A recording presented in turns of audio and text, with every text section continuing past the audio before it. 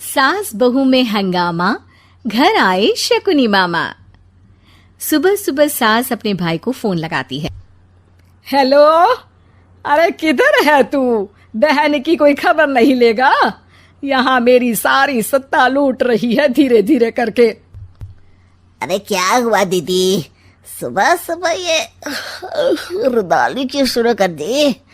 ऐसा क्या पहाड़ा टूटा है? अरे तेरे धर्मराज ससुर ने तिजोरी की चाबी बहू को दे दी है। पैसों का हिसाब भी उसी के पास रहता है। सिर्फ तिजोरी की ही नहीं, बेटे की चाबी भी उसी के पास है। अब उसी की बात सुनता है। अरे जल्दी से आ जाना, वरना तेरी बहन कंगाल हो जाएगी भाई। अरे बहन श्री, रहो टेंशन फ्री। आ रहा हूँ मैं, तेरी बहू का पासा पलटने। अगले ही दिन मामा घर में आ टपकते हैं। अरे मामा जी, पाए लागू। बहू, पाँव छू के पैरों के नीचे की जमीन खींचना तो कोई तुमसे सीखे। हाँ, क्या मतलब मामा जी? अरे तुमने अपनी सास के पाँव छुए और पूरे घर की सत्ता हड़प ली। साले हैं? साहब, साले साहब कब आए आप? आ तो 40 साल पहले गया था। तुम्हारा दिमाग कुछ ज्यादा ही चलता है और जुबान भी।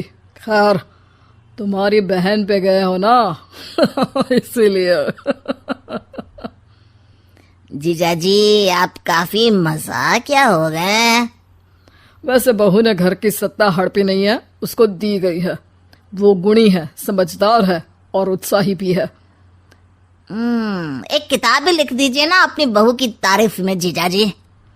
तभी सास वहां आ जाती है। अरे भाई, मेरे भाई आ गया तू। आजा आजा आजा, तेरे लिए पकवान बनाए हैं मैंने। हाँ हाँ साले साहब, खाइए। आपके घर में तो मिलते नहीं होंगे पकवान। क्या मतलब? मतलब आपके घर में आपकी बहन थोड़ी ना रहती है, उनके हाथ के पकवान थोड़ी ना मिलते होंगे, यही कह रहे थे ना ससुर जी? हाँ बहू, यही कह रहा था मैं। सास अपने भाई को अंदर ले जाती है और कहती है, ये हलवा खा के कुछ जलवा दिखा दे भाई। लूडो। अरे हाँ हाँ, लूडो भी खेल लेना। पहले बहू के हाथ से सत्ता लेने की कोई तरकीब ढूंढो। लूडो खेलेंगे, जो जीतेगा सत्ता उसकी। अरे पर मुझे तो खेलना ही नहीं आता। तू बस चाल चलना, पासे तो मैं फेंकूंगा और मेरे हाथ से फेंका गया पासा मेरी मर्जी के खिलाफ नहीं आता। अरे लेकिन तेरे जीजाजी रहेंगे तो ये काम कैसे होगा? हर रविवार जीजाजी शाम को अपने दोस्तों के साथ बैठने जाते हैं। वहाँ उनकी महफिल जमेगी और यहाँ बहू के महफिल उजड़ जाएगी। अरे एक नंबर का कमीना है तू। जैसी दुनिया वैसे हम बहना। रविवार की रात सास, बहू, बेटा और सास का भाई एक साथ बैठे हुए होते हैं। अरे थोड़ा मनोरंजन हो जाए तो मजा आ जाए। हाँ हाँ, लूडो खेलते हैं। अरे वाह, बहुत अच्छा आइडिया है। हाँ हाँ, हम 4 लोग हैं, आराम से खेल सकते हैं। लूडो एक ऐसा खेल है जो खेलने से ज्यादा देखने में मजा आता है। तो भांजे, तुम और हम बस देखेंगे। यानी सास और बहू में होगा मुकाबला। आ जाओ, देखते हैं किसमें कितना है दम। खेल होता है शुरू। पहली बाजी बहू जीत जाती है। क्यों सासू माँ, कैसी रही? अरे एक ही खेल जीती है, इतना घमंड ना कर। खेली तो तुम बहुत अच्छा हो बहू, लेकिन ऐसे फीके फीके खेलने में मजा नहीं आ रहा। कुछ दांव पे ना लगे तो क्या मतलब? ठीक है, आप जो कहेंगे मैं दांव पर लगा दूंगी। वादा करो, खेल छोड़ के भागना मत। अरे हाँ मामा जी, पक्की बात। क्योंकि मेरी बहना कच्ची खिलाड़ी है, तो उसकी तरफ से पास से मैं फेंकूंगा। बुढ़ापे में तो वैसे भी हाथ कांप रहे हैं, पास ही क्या फेंकेंगी सासू माँ। बहू को पता नहीं था कि मामा के फेंके पासे हमेशा सही बैठते हैं। वो बस पहली बाजी जीत के खुद को चैंपियन समझ रही थी। अगर मैं हार गई तो बहू को अपने पुराने गहने दे दूंगी, और अगर बहू हार गई तो तिजोरी की चाबी और घर के पैसों के हिसाब की जिम्मेदारी वापस मेरे हाथ में दे देगी। हाँ हाँ, मंजूर है मुझे। अरे रुको तो, थोड़ा सोच समझ के। अरे सोच लिया और समझ भी लिया। दूसरी बाजी शुरू होती है। मामा के फेंके एक भी पासे उनकी मर्जी के खिलाफ नहीं जाते। बहू को पसीना आ जाता है, पर सास को टक्कर नहीं दे पाती। आखिरी गोटी के घर में जाने के लिए सास को 1 नंबर चाहिए, जबकि बहू एक बार भी घर में नहीं पहुंची है। अरे क्यों बहू, अब कैसी रही? ये गोटी अंदर जाएगी और तिजोरी की चाबी बाहर आएगी। मैंने बोला था तुमसे कि मामा से पंगा मत लो। मुझे क्या पता था कि ये मामा नहीं, मामा शकुनी है। मामा पासा फेंकता है और सास जीत जाती है और घर की सत्ता वापस सास के हाथ में आ जाती है। बहू रोने लगती है। इतने में ही वहां ससुर जी आ जाते हैं।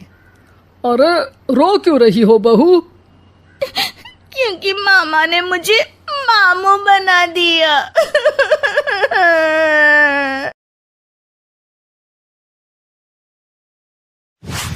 सुगंधा और उसकी सास कांता के बीच एक अजीब सी जंग रहती थी।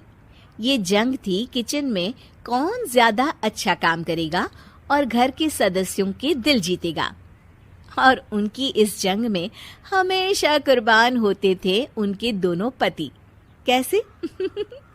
आइए देखते हैं इस किचन पॉलिटिक्स की कहानी में। एक दिन किचन में, माँ जी आज मैं बना रही हूँ मेथी की सब्जी। इस खाने से घर वालों के पेट की सारी समस्या खत्म हो जाएगी।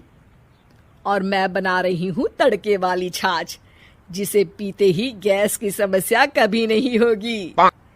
दोनों अपने अपने खाने को लेकर टेबल पर पहुंच जाती हैं। तभी सुगंधा के ससुर उसकी बनाई सब्जी की तारीफ कर देते हैं। अरे वाह, मेथी की सब्जी भी बनी है, बड़ी ही स्वादिष्ट है। वाह बहू वाह। अरे बहू, लेकिन इसमें इतनी सारी मेथी बर्बाद करने की क्या जरूरत थी? देखिए माँ जी, ये तो वो मेथी है जो आप रात में भिगोकर सुबह उसका पानी पीती हैं, और जो मेथी फेंक देती हैं उसी से मैंने ये सब्जी बनाई है। अरे वाह बहू, तुमने तो बड़ा ही समझदारी का काम किया। बस अब क्या था। कांता जी का तो मानो ये सुनकर खून ही सूख गया। वो फैसला कर लेती है कि किसी भी तरह वो अपने खाने की तारीफ लेकर ही रहेगी और सुगंधा को किचन में उसकी कमियां गिनाएगी। कांता फ्रिज खोलकर देख रही होती है और फिर सुगंधा से कहती है, अरे बहू ये क्या, पूरा फ्रिज गंदा पड़ा है। तभी वहां सुगंधा का पति आ जाता है। वो सुगंधा को डांट कर कहता है, सुगंधा, तुम्हें कितनी बार कह रखा है कि वायरस फैल रहा है, साफ सफाई का पूरा ख्याल रखना है, लेकिन तुम किचन में इतनी गंदगी रखोगी तो कैसे चलेगा। सुगंधा सास की तरफ देखती है जहां वो मुस्कुरा रही होती है। सुगंधा समझ जाती है कि सास ने उससे बदला लेने के लिए ये सब किया है। दोनों रात के खाने की तैयारी में लग जाती हैं। दोनों ना एक दूसरे की तरफ देखती हैं और ना ही एक दूसरे से बातें करती हैं। रात को खाने की टेबल पर एक एक कर दोनों कई तरह के अलग अलग व्यंजन टेबल पर लगा देती हैं और अपने अपने पति के पास जाकर खड़ी हो जाती हैं। अरे खाइए जी खाइए, मैंने बड़ी मेहनत से बनाया है। प्लेट में वो खाना डालती हैं। सुगंधा भी दोनों की प्लेट में खाना डालते हुए कहती है, बड़ी ही मेहनत लगी है इस खाने को बनाने में। हाँ, दोनों को ना चाहते हुए भी सारा खाना खाना पड़ता है। कहीं दही तो कहीं मलाई तो कहीं मसाला। और इन सब के बाद दोनों बड़ी ही मुश्किल से अपने कमरे में सोने जाते हैं। लेकिन अगली सुबह सुगंधा का पति चिल्ला रहा होता है, हाय रे हाय, मेरा तो पेट खराब हो गया। हाय माँ, बहुत दर्द हो रहा है। तो वहीं कांता के कमरे से भी कुछ ऐसी ही आवाज आने लगती है। हे भगवान, इस सास बहू की लड़ाई हमारी जान लेकर रहेगी। जाओ कोई डॉक्टर को बुला कर लाओ। डॉक्टर आते हैं, दोनों को देखकर कांता और सुगंधा से कहती हैं, देखिए, आप दोनों इन्हें खाने में हल्का ही दीजिएगा। हो सके तो रात का खाना जल्दी खाया करें और वॉक किया करें। इतना कहकर डॉक्टर वहां से चले जाते हैं। जिसके बाद एक बार फिर से दोनों बहुएं किचन में जाती हैं और खाना बनाने में लग जाती हैं। रात में खाने के टेबल पर दोनों एक बार फिर से खाना लगाने लगती है। पापा जी, मैंने ये पतली मूंग की दाल की खिचड़ी के साथ ये पापड़ और पुदीने की चटनी भी बनाई है। अरे बहू, अभी अभी बेचारे पेट की बीमारी से गुजरे हैं। इतना भारी खाना तो डॉक्टर ने भी मना किया है ना। देखिए, मैंने आप दोनों के लिए सूप बनाया है। और दोनों उन लोगों की प्लेट में खाना डालने लगती हैं। तभी दोनों एक साथ बोल पड़ते हैं, बस करो, हमें माफ करो। हमें नहीं खाना इस घर में, ना खिचड़ी और ना ही सूप। हम इंसान हैं, एक वक्त में एक ही खाना खा सकते हैं। बस करो, हमें माफ करो। हमें नहीं खाना इस घर में, ना खिचड़ी और ना ही सूप। हम इंसान हैं, एक वक्त में एक ही खाना खा सकते हैं। इतना कहकर वो दोनों वहां से चले जाते हैं। कहानी का अंत। आप लोग उम्मीद कर रहे होंगे कि अंत में सब ठीक हो जाएगा। नहीं जनाब, अगर सास बहू के बीच सब ठीक हो जाए तो आप ये सीरीज देखे ही क्यों? तो मजा लीजिए इस चैनल में सास बहू से जुड़ी कहानियों का, क्योंकि ये ऐसा रिश्ता है जिसकी मिठास उसकी खटास में हमेशा ज्यादा ही रहती है।